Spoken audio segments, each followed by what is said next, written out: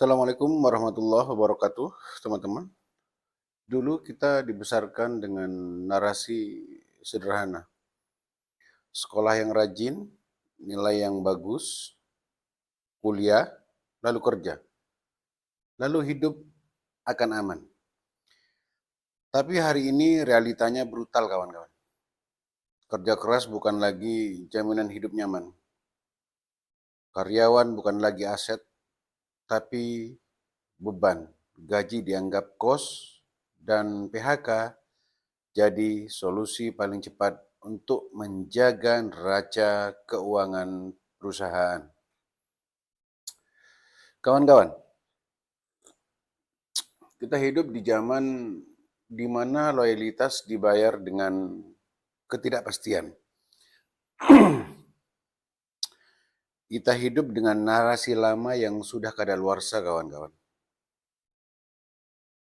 Coba ingat-ingat, sejak kecil kita selalu ditanamkan satu pola.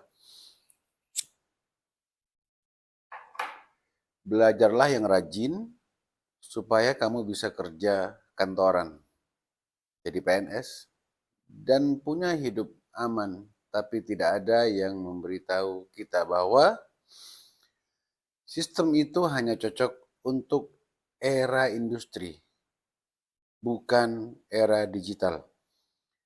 Di masa lampau, kawan-kawan, sistem ini bisa bekerja dengan baik bahkan, karena industri membutuhkan pekerja yang patuh. Tapi hari ini, sekarang, dunia berubah, kawan-kawan. Perusahaan tidak butuh kepatuhan, mereka butuh efisiensi.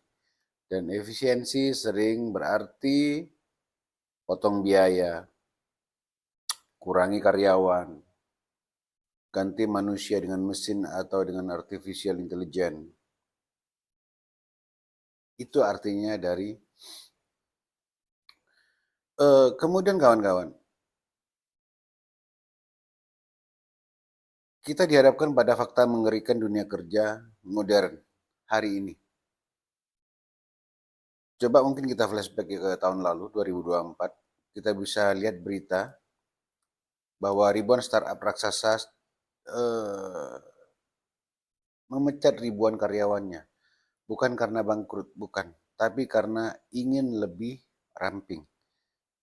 Karena angka lebih penting dari manusia. Sekarang kita hidup di era karyawan adalah beban, gaji adalah biaya, dan PHK adalah solusi instan atau solusi cepat. Bahkan banyak perusahaan yang merayakan layoff besar-besaran sebagai strategi bisnis, kawan-kawan.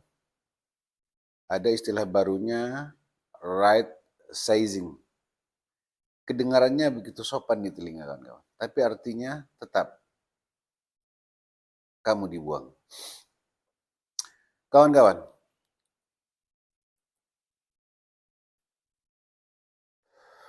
kita harus adaptif. Kalau enggak kita habis. Ini bukan untuk menakut-nakuti kita semua, kawan-kawan, tapi untuk membangunkan kita semua. Untuk membangunkan kita semua.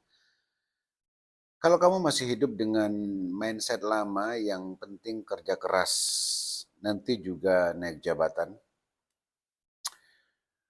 maka kamu sedang berjalan ke jurang, atau kita sedang berjalan di tepi jurang dengan mata tertutup. Nah, di zaman sekarang, kawan-kawan, kerja keras tanpa arah itu capek doang. Yang dibutuhkan bukan hanya kerja keras, tapi kerja cerdas, kerja strategis, dan kerja adaptif. Kamu harus paham cara main baru, kawan-kawan, karena aturan main dunia kerja saat ini sudah diganti secara diam-diam. Kalau kita peka ya, yang bertahan bukan yang paling pintar, tapi yang paling cepat menyesuaikan diri, beradaptasi. Kita mungkin sering mendengar ungkapan, kawan-kawan,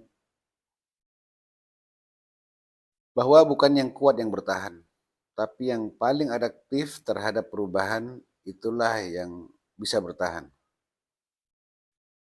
Kawan-kawan, kalau kita paham skill yang sekarang sangat mahal adalah adaptasi, bukan gelar. Adaptasi, bukan gelar. Itu skill yang kita butuhkan hari ini kan kawan. Kamu bisa punya gelar S2, tapi kalau mindset kamu masih S1, tahun 90-an, kamu bisa kalah dari anak SMK yang jago bikin konten TikTok misalnya. Karena hari ini gelar bukan jaminan income. Gelar bukan jaminan income kawan-kawan. Skill, adaptasi, kemampuan branding diri, ini jauh lebih mahal nilainya dari sekedar gelar. Lihat saja kawan-kawan, banyak orang-orang yang sekarang viral di LinkedIn, YouTube, Instagram, TikTok, Facebook. Banyak dari mereka bukan sarjana unggulan, bahkan nggak lulus SD. Tapi mereka bisa membaca perubahan zaman. Mereka bisa membaca perubahan zaman. Mereka adaptif. Mereka mengerti cara membuat skill mereka kelihatan, kawan-kawan. Mereka mengerti cara bangun personal branding. Dan mereka mengerti satu hal penting. Bahwa di zaman ini kamu nggak hanya harus bisa kerja, tapi juga harus bisa menunjukkan ke dunia bahwa kamu bisa bekerja. Ya, menunjukkan ke dunia. Promote diri. Ini bukan soal pencitraan kawan. Bukan. Ini soal eksistensi. Karena di era algoritma hari ini, orang yang nggak tampil adalah orang yang nggak akan dianggap ada. Orang yang nggak tampil adalah orang yang dianggap nggak ada. Kawan-kawan, bertahan di dunia yang sekarang ini bergerak begitu cepat. Zaman sekarang tuh kayak treadmill, yang kecepatannya makin hari makin tinggi. Kalau kamu diam, kamu keseret. Kalau kamu jalan, kamu tetap mundur. Satu-satunya cara untuk tetap di tempat, kamu harus lari. Dan untuk maju kawan-kawan, kita harus sprint dengan satu hal yang dunia kerja butuhkan. Apa itu? Problem solving, critical thinking, digital skill, networking, kemudian emotional resilience. Kita sedang hidup di era informasi kawan-kawan. Tapi ironisnya, kebanyakan orang justru tenggelam dalam distraksi. Bangun pagi, scroll TikTok sampai 2 jam bahkan. Siang kerja sambil buka 5 tab yang gak jelas. Malam buka Netflix sampai 3 episode. Lalu kita mau heran, baru sadar kok hidup aku gini-gini aja ya. Kok hidup gue gini-gini aja ya. Kabar buruknya kawan-kawan, tidak ada yang datang menjemput kamu. Tidak ada. Tidak HRD, tidak bos kamu, tidak pemerintah bahkan. Kalau kamu nggak menjemput takdirmu sendiri, kamu akan hidup menjalani takdir orang lain. Kalau kamu tidak bangun menjemput takdirmu sendiri, kamu akan hidup menjalani takdir orang lain. Baik, kawan-kawan. Sekarang waktunya kita berhenti jadi korban sistem. Mau nggak mau, kamu bisa marah pada sistem. Bisa kecewa karena dunia kerja makin kejam, bisa. Tapi kamu punya 2 pilihan. Hanya 2 pilihannya kawan-kawan. Pertama, mengeluh dan jadi korban. Atau yang kedua, adaptif, beradaptasi, dan ambil alih arah hidup kita sendiri. Dunia ini kawan-kawan tidak adil. Benar, tapi kita tidak harus pasrah dengan ketidakadilan ini. Di tengah sistem yang tidak adil, kita masih bisa membangun leverage. Kamu bisa jual skillmu sendiri, bangun personal project, mulai usaha freelance, edukasi diri, non-stop. Ya, non-stop. Sekarang bukan zamannya berharap naik pangkat setelah 10 tahun loyal, kawan-kawan. Bukan. Sekarang zamannya kamu jadi CEO atas hidupmu sendiri. Zamannya sekarang kita harus menjadi CEO buat diri kita sendiri. Karena siapa yang menguasai skill, menguasai jaringan atau network, menguasai exposure, dia yang akan menang. Kawan-kawan,